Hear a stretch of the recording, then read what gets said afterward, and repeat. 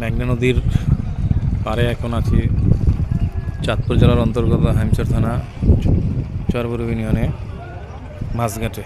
এখন বিভিন্ন ধরনের জেলেরা ইলিশ মাছ, চেও মাছ, বাইলা মাছ, ইচা মাছ, ভাড়া মাছ নিয়ে আসতেছে। খেয়াও শেষ করে এই যে আড়তে উঠতেছে, সাথে সাথে বিক্রি। তো এই যে ধাপে ধাপে প্রতি খাড়ি বলে আর কি, এই খাড়ি ভর্তি ভর্তি করে নিয়ে আর কি আড়তে তোলা হয় এবং ডাকে সর্বোচ্চ যে পাইকার যত বেশি দাম দেয় তার নামে নাম লেখা হয়, সে মাছ পায়। তো এটা হচ্ছে এই পদ্ধতিতে আড়তে মাছ বিক্রি হয়।